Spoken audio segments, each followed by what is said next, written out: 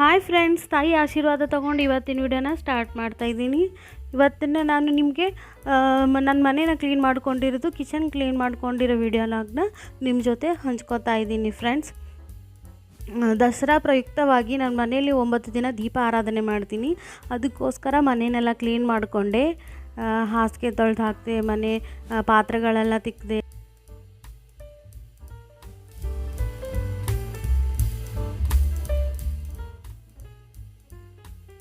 Welcome back to my channel Shraddha ladies club. ಇನ್ನೂ ಯಾರೆಲ್ಲ ನನ್ನ ಚಾನಲ್ನ ಸಬ್ಸ್ಕ್ರೈಬ್ ಮಾಡಿಲ್ಲ, ಪ್ಲೀಸ್ ಸಬ್ಸ್ಕ್ರೈಬ್ ಮಾಡ್ಕೊಳ್ಳಿ ಫ್ರೆಂಡ್ಸ್. ಸಬ್ಸ್ಕ್ರೈಬ್ ಮಾಡಿಕೊಂಡು ವೀಡಿಯೋಸ್ನ ನೋಡಿ. ವಿಡಿಯೋ ನೋಡಿದ ತಕ್ಷಣ ವಿಡಿಯೋ ಇಷ್ಟ ಆದರೆ ಲೈಕ್ ಕೊಡಿ. ವಿಡಿಯೋನ ತುಂಬ ಜನ ನೋಡ್ತೀರಾ, ಇಷ್ಟ ಆಗಲ್ವೋ ಏನೋ ಅನಿಸ್ತಾ ಇದೆ. ಪ್ಲೀಸ್ ನನಗೆ ಸಪೋರ್ಟ್ ಮಾಡಿ, ಒಂದು ಲೈಕ್ ಕೊಡಿಪ್ಪ. ಲೈಕ್ ಕೊಟ್ಟು ನನಗೆ ಸಪೋರ್ಟ್ ಮಾಡಿ. ಮತ್ತು ನನ್ನ ಚಾನಲ್ನ ಗ್ರೋತ್ ಮಾಡಬೇಕು, ಅದಕ್ಕೋಸ್ಕರ ಹೇಳ್ತಾ ಇದ್ದೀನಿ. ನಿಮ್ಮ ಫ್ರೆಂಡ್ಸ್ಗೆ ವೀಡಿಯೋಸ್ನ ರೆಕಮೆಂಡ್ ಮಾಡಿ, ಶೇರ್ ಮಾಡಿ, ಪ್ಲೀಸ್ ಕಮೆಂಟ್ ಮಾಡಿ ನನಗೆ ಹೇಳಿ ವಿಡಿಯೋ ಹೇಗಾಗಿತ್ತು. ಏನಾದರೂ ಚೇಂಜಸ್ ಮಾಡ್ಕೊಳ್ಳೋತಿದ್ರು ಕೂಡ ಹೇಳಿ, ನಾನು ಚೇಂಜ್ ಮಾಡ್ಕೋತೀನಿ. ಯಾಕಂದರೆ ನಾನೀಗ ಸ್ಟಾರ್ಟ್ ಮಾಡಿರೋದಲ್ವಾ. ಓಕೆ ಇರಲಿ, ಈಗ ವಿಡಿಯೋಕ್ಕೆ ವಾಪಸ್ ಬಂದ್ಬಿಡೋಣ. ಈಗಂತೂ ಎಲ್ಲರೂ ದಸರಾ ಹಬ್ಬಕ್ಕೋಸ್ಕರ ಮನೇನ ಕ್ಲೀನ್ ಮಾಡೇ ಮಾಡ್ತಾರೆ. ಅದೇ ರೀತಿಯಾಗಿ ನಾನು ಮಾಡ್ತಾಯಿದ್ದೀನಿ. ನಾನು ಕೂಡ 9 ದಿನ ಬನ್ನಿ ಗಿಡದ ಪೂಜೆಗೆ ಹೋಗ್ತೀನಿ. ಆಮೇಲೆ ಮನೆಯಲ್ಲಿ 9 ದಿನ ದೀಪ ಆರಾಧನೆ ಮಾಡ್ತೀನಿ. ದೀಪ ಹಚ್ಚಿ, ಪಂಕ್ತಿ ಒಳಗಡೆ ದೀಪ ಹಚ್ಚಿ, ಅದು ಕೂಡ ವಿಡಿಯೋನ ನಾನು ನಿಮ್ಮ ಜೊತೆ ಶೇರ್ ಮಾಡ್ಕೋತೀನಿ.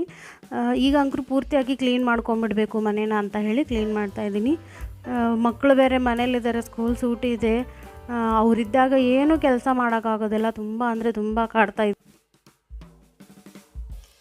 ನಿಮ್ಮ ಮನೆಯೆಲ್ಲ ಕ್ಲೀನ್ ಆಯಿತಾ ಫ್ರೆಂಡ್ಸ್? ಎಲ್ಲರೂ ಕ್ಲೀನ್ ಮಾಡ್ಕೊಂಡ್ರ? ನೀವು ಹೇಗೆ ದಸರಾ ಹಬ್ಬನ ಆಚರಿಸ್ತೀರಾ? ನಂಗೆ ಕಮೆಂಟ್ ಬಾಕ್ಸ್ನಲ್ಲಿ ಕಮೆಂಟ್ ಮಾಡಿ ಫ್ರೆಂಡ್ಸ್.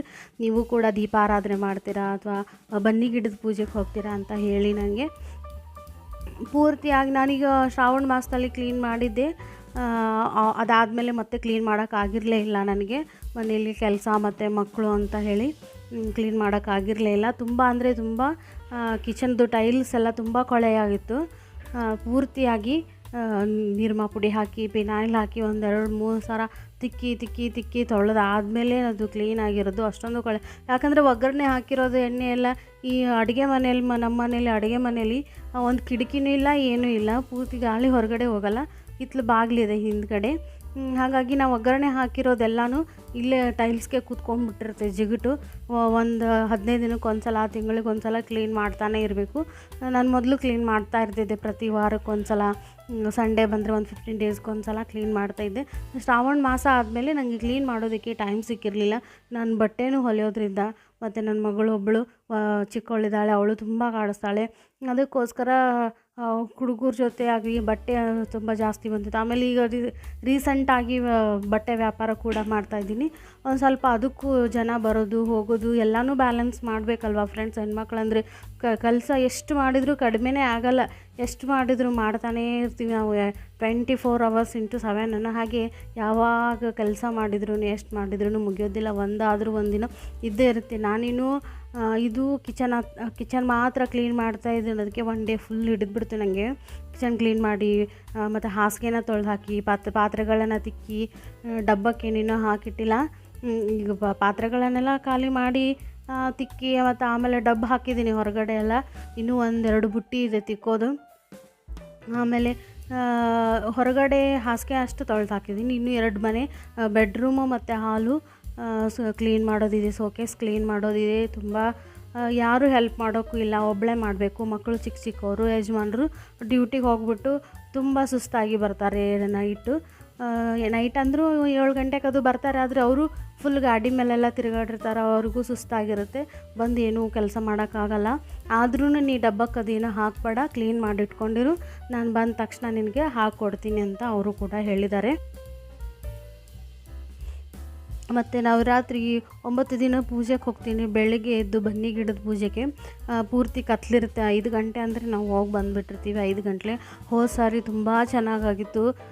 ನನ್ನ ಫ್ರೆಂಡ್ಸ್ ಎಲ್ಲ ಇದ್ದರು, ಪಕ್ಕದ ಮನೆಯಲ್ಲೆಲ್ಲ ಇದ್ದರು. ಅವರೆಲ್ಲ ಈಗ ಬೇರೆ ಮನೆಗೆ ಹೋಗಿದ್ದಾರೆ. ತುಂಬ ಮಿಸ್ ಮಾಡ್ಕೋತಾ ಇದ್ದೀನಿ ನಾನು ಅವ್ರನ್ನ. ತುಂಬ ಚೆನ್ನಾಗಿತ್ತು. ಈಗ ಬನ್ನಿ ಗಿಡದ ಪೂಜೆ ಬಂತಲ್ಲ, 2 ದಿನ ಆಯಿತು. ಅವರು ತುಂಬ ನೆನಪಾಗ್ತಾಯಿದ್ದಾರೆ ನನಗೆ, ಅಶ್ವಿನಿ ಮತ್ತು ಕವಿತಾ ಅಂತೇಳಿ. ಅಶ್ವಿನಿ ಅಂತರೂ ಬೇರೆ ಊರಿಗೇ ಹೋಗ್ಬಿಟ್ಲು. ಕವಿತಾ ಮಾತ್ರ ಇದೇ ಇದೇ ಊರಲ್ಲಿ ಇದ್ದಾಳೆಂದರೂ ಸ್ವಲ್ಪ ದೂರ ಆಗುತ್ತೆ ನನಗೂ ಅವ್ರಿಗೂ ದೂರ ಆಗುತ್ತೆ. ಆದರೆ ಈಗ ಹಬ್ಬ ಬಂತಲ್ಲ, ನಾನು ಇದು ಮನೆ ಸಾರಿಸುವಾಗ, ಮನೆ ಸ್ವಲ್ಪ ಕ್ಲೀನ್ ಮಾಡೋ ಹೊತ್ನಾಗ, ಆಮೇಲೆ ಪಾತ್ರೆ ತೊಳೆಯುವಾಗ ಅವರೇ ನೆನಪಾಗ್ತಾಯಿದ್ರು. ಹೋದ ವರ್ಷ ಹಾಗಿತ್ತಲ್ಲ ಹೀಗಿತ್ತಲ್ಲ ಅಂಥೇಳಿ 3 ಜನನೂ ಹಿಂದೆ ಒಮ್ಮೆ ಪಾತ್ರೆ ತೊಳೆದಿದ್ವಿ, ಒಮ್ಮೆ ಹಾಸಿಗೆ ಒಗೆದಿದ್ವಿ, ಮಾತಾಡಿಕೊಂಡು ಕಂಟಿನ್ಯೂ ಆಗಿ ಅರ್ಧಕ್ಕೆ ಎದ್ದು ಹೋಗೋದು, ಟೀ ಮಾಡ್ಕೊಂಡು ಕುಡಿಯೋದು, ಹೇಗೆ ಕೆಲಸ ಆಗ್ತಿತ್ತು ಅಂತಲೇ ಗೊತ್ತಾಗ್ತಾ ಇರಲಿಲ್ಲ. ಅಷ್ಟೊಂದು 3 ಜನನೂ ಎಟ್ ಎ ಟೈಮ್ ಮಾಡ್ತಾಯಿದ್ವಿ. ಆಮೇಲೆ ಅಶ್ವಿನಿ ಅನ್ನೋದು ಅಶ್ವಿನಿದು ಒಂದು ಮಗು ಇತ್ತು, ಸಣ್ಣ ಪಾಪು. ಅವಳನ್ನ ಆಟ ಆಡಿಸ್ತಾ. ಈಗಂತೂ ಯಾರೂ ಇಲ್ಲ, ನಾನು ಒಬ್ಬಳೇ ಇದ್ದೀನಿ ಇಲ್ಲಿ 4 ಮನೆಯಲ್ಲಿ. ಎಲ್ಲರೂ ಒಂದೆರಡು ಖಾಲಿ ಇದೆ, ಒಂದೆರಡರಲ್ಲಿ ಜೆಂಟ್ಸ್ ಮಾತ್ರ ಇರೋದು.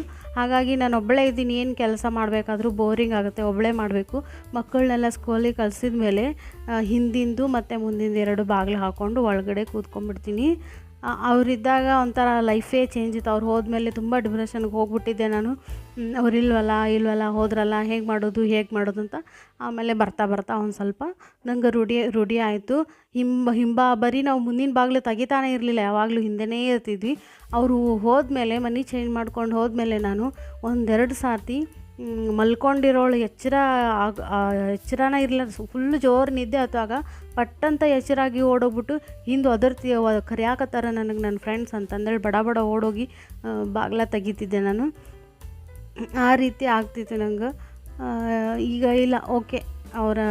ಮತ್ತು ಯಾರಾದರೂ ಒಂದೇ ಕಡೆ ಇರೋದಕ್ಕಾಗಲ್ವಲ್ಲ, ಅವ್ರಿಗೆ ಯಾವಾಗ ಹುಟ್ಟಿದ ಅಕ್ಕ ತಂಗಿರೇ ಒಂದೇ ಕಡೆ ಇರೋಕ್ಕಾಗೋದಿಲ್ಲ. ನಮ್ಗೆ ಮದುವೆ ಆದಮೇಲೆ ಅವರೊಂದು ಕಡೆ, ನಾವೊಂದು ಕಡೆ, ಎಲ್ಲರೂ ಚೇಂಜ್ ಆಗಿಬಿಡ್ತೀವಿ. ಹಾಗೆ ಇವರು ಕೂಡ ಫ್ರೆಂಡ್ಸು ತಮ್ಮ ಮನೆಗಳಿಗೆ ಚೇಂಜ್ ಮಾಡಿಕೊಂಡು ಜಾಗನ ಹೋದರು. ಈಗ ಅವ್ರನ್ನ ನೆನಪು ಮಾಡ್ಕೋತಾ ಕೆಲಸನ ಮಾಡ್ತಾಯಿದ್ದೀನಿ. ಪಾತ್ರೆಗಳು ಇಷ್ಟೆಲ್ಲ ತೊಳೆದಿಟ್ಟಿದ್ದೀನಿ. ಇನ್ನೂ ಹೇಳಿದಲ್ಲ, ಇನ್ನೂ 2 ಬುಟ್ಟೆ ಇದೆ ಅಂತ ಹೊರಗಡೆ ಇಟ್ಟಿದ್ದೀನಿ. ಅವನ್ನ ಪೂರ್ತಿಯಾಗಿ ಮನೆ ಕ್ಲೀನ್ ಆದಮೇಲೆ ಒಂದು ಸ್ವಲ್ಪ ಪಾತ್ರೆಗಳನ್ನ ಹಚ್ಕೊಂಡು ಆಮೇಲೆ ಅವನ್ನ ತಿಕ್ಕಿದ್ರಾಯ್ತು ಅಂತ ಹೇಳಿ ನಾನು ಹಾಗೆ ಅವನ್ನ ಬಿಟ್ಟೆ.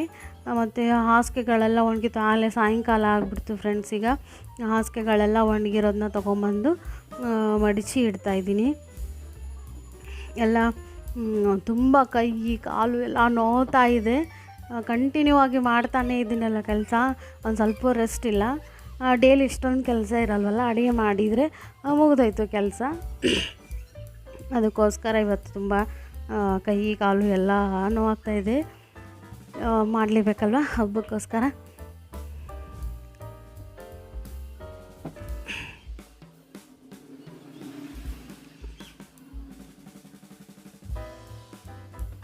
ಹಾಸಿಗೆ ಒಗೆಯುವಾಗ ನನ್ನ ಮಗಳು ಮತ್ತು ನನ್ನ ಮಗ ನನಗೆ ತುಂಬ ಹೆಲ್ಪ್ ಮಾಡಿದರು.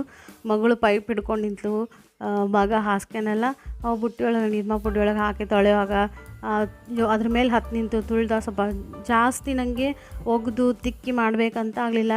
ಇನ್ನೊಂದು ಸ್ವಲ್ಪ ದೊಡ್ಡವರಾದರೆ ನನಗಿನ್ನೂ ಹೆಲ್ಪ್ ಮಾಡ್ತಾರೆ. ಇನ್ನೂ ಚಿಕ್ಕವರು ಇದ್ರೂ ಕೂಡ ನನಗೆ ಅಷ್ಟೊಂದು ಹೆಲ್ಪ್ ಮಾಡಿದರು. ಹಾಸಿಗೆ ಪೂರ್ತಿ ತೊಳೆಯೋವರೆಗೂ ಅವಳು ನೀರು ಹಾಕಿದ್ಲು, ಅವನು ಹೆಲ್ಪ್ ಮಾಡ್ದೆ ನನಗೆ. ನಮ್ಮ ಮನೆಯವರು ಸ್ವಲ್ಪ ಹಿಂಡೋದಕ್ಕೆ ಹೆಲ್ಪ್ ಮಾಡಿದರು. ಆಮೇಲೆ ಅವರು ಡ್ಯೂಟಿಗೆ ಹೋದ್ಮೇಲೆ ಮತ್ತು ಉಳ್ಕಿದ ಕೆಲಸನ ಮಾಡೋದಕ್ಕೆ ಸ್ಟಾರ್ಟ್ ಮಾಡಿದೆ. ಪೂರ್ತಿಯಾಗಿ ಕ್ಲೀನ್ ಆದಮೇಲೆ ನನ್ನ ಮನೆ ಹೇಗೆ ಕಾಣಿಸ್ತಾ ಇದೆ ನೋಡಿ ಫ್ರೆಂಡ್ಸ್. ಕ್ಲೀನಾಗಿದೆ ಅಲ್ವಾ? ಈ ರೀತಿಯಾಗಿ ಕ್ಲೀನ್ ಮಾಡ್ಕೊಂಡಿದ್ದೀನಿ. ಇನ್ನು ಎಲ್ಲ ಪಾತ್ರೆಗಳನ್ನೆಲ್ಲ ಜೋಡಿಸ್ಕೊತೀನಿ, ಎಲ್ಲ ಗ್ರೋಸರೀಸ್ನ ಡಬ್ಬಗೆ ಹಾಕಿಟ್ಕೊತೀನಿ. ಮತ್ತು ನೆಕ್ಸ್ಟ್ ವೀಡಿಯೋದಲ್ಲಿ ನಾನು ನಿಮಗೆ ಮತ್ತೆ ಭೇಟಿ ಆಗ್ತೀನಿ.